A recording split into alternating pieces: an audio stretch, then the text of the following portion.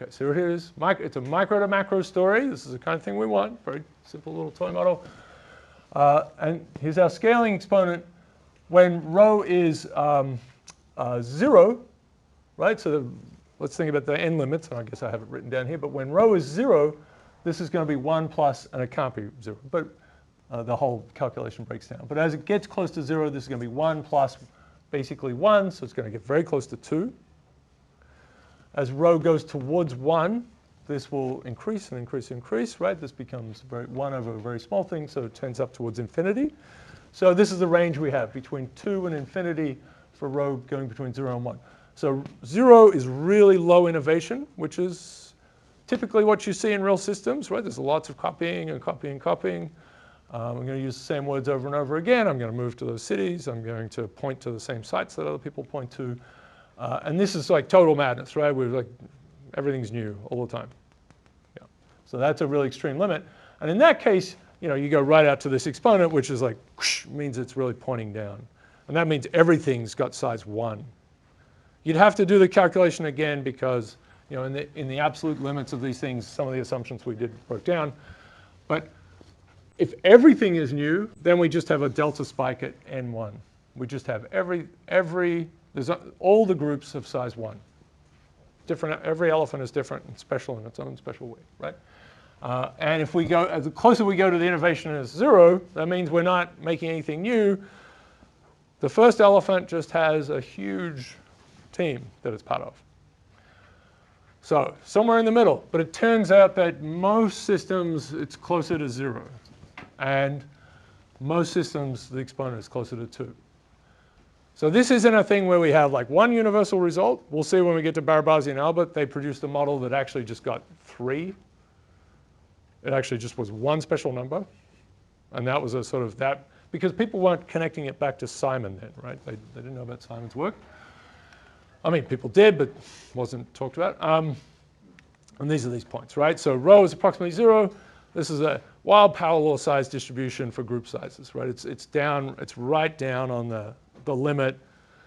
So gamma equals 1 is the extent of what we can have. That's the normalization doesn't work anymore. Gamma equals 1.5 is the random walk first returns, infinite mean. Gamma equals 2 is that cusp between infinite mean and finite mean infinite, right?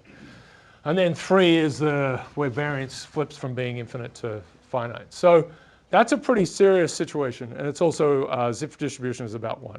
Okay. So as I said, this is the high innovation rate. It's a very steep exponent. All of them have different flavors.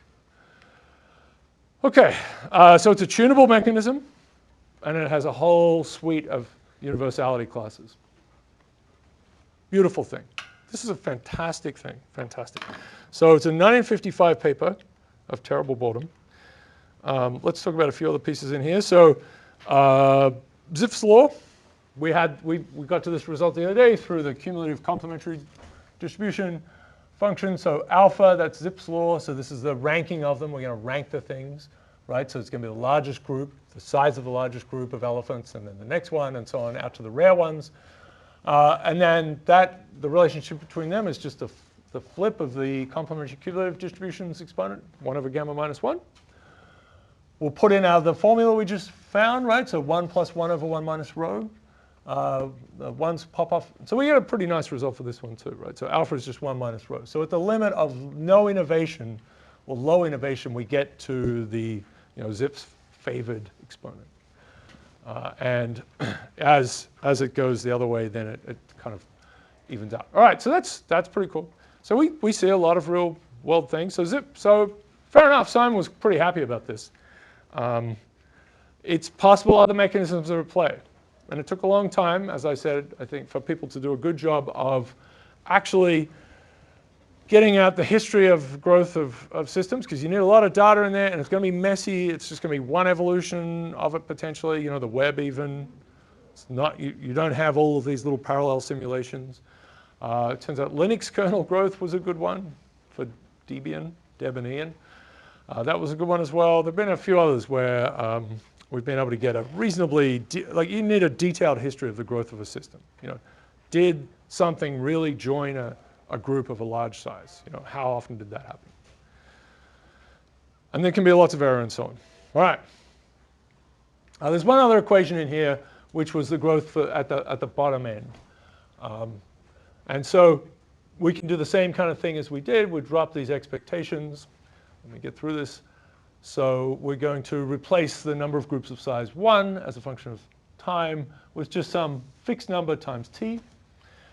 Put all of those things in, things clean up, and we get, there's no n2 in here, right? There's no n2 in any of this. So actually we get this very nice thing here, which is, I should never say that. Actually, this, if we rearrange this, the number of groups of size 1, or the parameter for it, pops out here, and rearrange it, we get the number of groups of size 1, and we're going to multiply it by t. We'd have to normalize it. It's rho over 2 minus rho. So at rho equals 0, no innovation rate, right? So this is going to be 0. When it gets to 1, this is going to actually be half. So let's look at what that means. And I think I have it here. So the number of distinct elephants is going to grow as rho to the rho times t, right? So if the rho is 1,000th, then every 1,000 time steps roughly we're going to get a new one. Multiply those two together. So we have to divide this number m1t by that, rho t. Go through all of this, you end up with 1 over 2 minus rho. It cancels that rho really. So what's going on? So this is the fraction of groups of size 1. That's the way to think about it. So for small rho, which is typical, the fraction of groups of size 1, or the words that appear once in a book, or the cities, or not cities at this point, but people who live in the woods by themselves, right? The fraction of people who do that is, or the fraction of groups that have one person in them will be a half. And the thing is, it bears out really well with books, for example, even though it's not how books are written. And the odd thing is now we're at both ends of this distribution, right? We've got the tail of the distribution, and then we've got this top end of it. So usually a lot of theories just produce maybe a tail, and we're very happy about that. But this is actually doing well at both ends, and it's roughly observed for real things. Okay, and you can do, for two elephant, the groups of size 2, you get out a sixth. That's an easy thing to calculate as well. So model's working well for small and large case. So that's a really pretty spectacular thing. It's awesome. And I want to say, I'll give you just a few. This is from Simon's paper back in the day. Obviously forced someone to do this and didn't acknowledge them at all because this is the way scientists love to work. Some of them still do that. It's very rude. We're a team-based play, team playing kind of thing. So the estimate of rho will be just the number of unique words divided by the number of all words. So we just make that up, right? Or just determine that. And for his estimate for Ulysses is 0.115. So this was hard in the day, very easy to do now. You just, pour all your words into Python and just find unique, just something like that. It'll all be done instantly. So these are the number of words that are really the number of words that appear once in Ulysses is this, and this is the estimated one based on this very simplistic thing. So these are really good, right? These are pretty spectacular. So